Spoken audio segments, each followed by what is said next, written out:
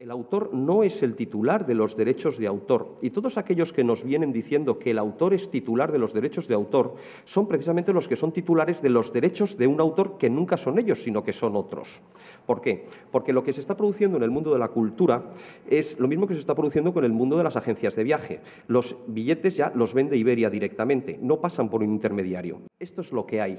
El otro día me preguntaban en una mesa redonda en Madrid que iba sobre temas de la Sociedad General de Autores si no me parecía a mí injusto que cada vez que yo fuera a un juzgado tuviera que demostrar que la presunción fuera en favor de las GAE, que toda la música era de ellas.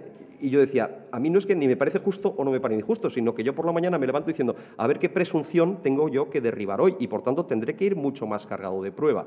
Por tanto, esta es la situación en la que estamos. Tenemos una situación en la que se dice es que fundamentalmente están todos los derechos reservados. Sin embargo, lo que tenemos es una tecnología que para mí el icono clásico es el botón de impresión del navegador de Internet. Si yo accedo a una web donde me dicen todos los derechos reservados, o sea, yo no puedo hacer reproducciones, sin embargo, aprieto lo que es el icono de imprimir y me sale por la impresora. Acabo de hacer una reproducción no consentida. Eso es lo que nos dice la ley y esas son las posibilidades que la tecnología nos está dando. Por tanto, hay una gran diferencia entre lo que es la posibilidad de los hechos reales con respecto a cómo las leyes intentan regir una realidad que es absolutamente novedosa. Y ahora vamos un poco al derecho romano.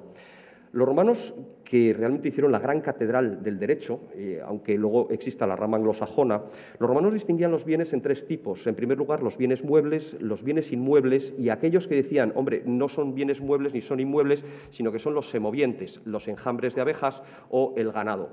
Y entonces a cada uno se les dotó de unas determinadas tipos de reglas. ¿Por qué? Porque los bienes inmuebles son los bienes raíces, son escasos. Y entonces se dijo, bien, para transmitir la posesión o para transmitir la propiedad de estos bienes inmuebles vamos a hacer unas determinadas normas. Luego dijeron, tenemos también los bienes muebles, que son aquellos que sean separables de unos determinados objetos. Esto es un bien mueble, por ejemplo. Entonces, a estos les vamos a dar otras normas de propiedad y les vamos a dar otras normas también de posesión.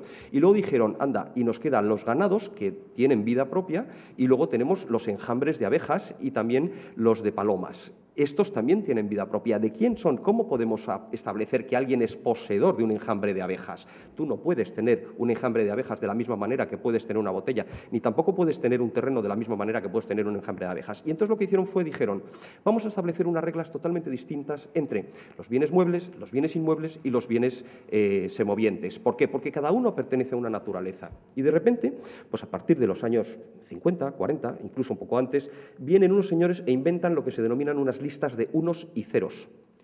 Nada más que unos y ceros. Esto es un bien digital.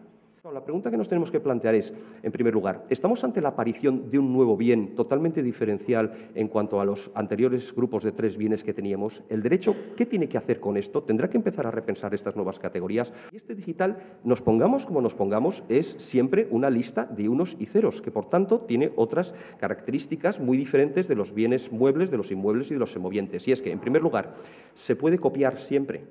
La distribución de las copias es, vamos, de 0 a 10 millones de copias, de aquí a las antípodas, en 0, micras de segundos. Y luego, por último, también lo que tenemos que verificar es que en el momento que alguien ya tiene un archivo que es digital, no puede excluir de su posesión a cualquier otra persona, porque otra persona puede exactamente igual hacer otra lista de unos y ceros exactamente igual. La puede clonar perfectamente. Sin embargo, desde el momento en que existen las redes, la única situación que lo que nosotros podríamos hacer es para controlar, para que el derecho fuera eficaz, sería precisamente llevar a cabo una vulneración o una posible vulneración de los derechos fundamentales al secreto de las comunicaciones.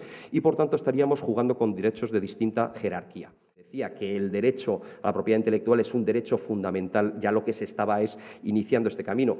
Si el derecho a la propiedad fuera un derecho fundamental, la ley de propiedad intelectual sería ley orgánica de propiedad intelectual, y es una ley ordinaria de propiedad intelectual, y la propiedad es un derecho ordinario como nos viene en la Constitución.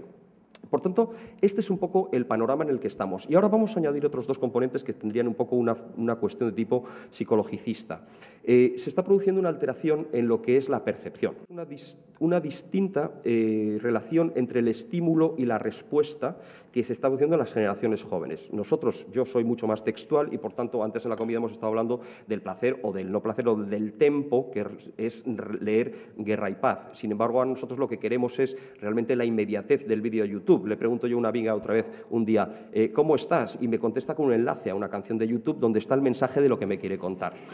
Y entonces, claro, cuando te ocurren estas cosas, lo que empiezas a plantearte es que tenemos que volver a retomar el Fedro de Platón, cuando lo que se nos está diciendo es lo que nosotros estamos perdiendo con el Fedro. En el Fedro lo que se dice es estamos perdiendo la memoria oral, porque como ya tenemos escritura, entonces ya la cabeza va a ser diferente.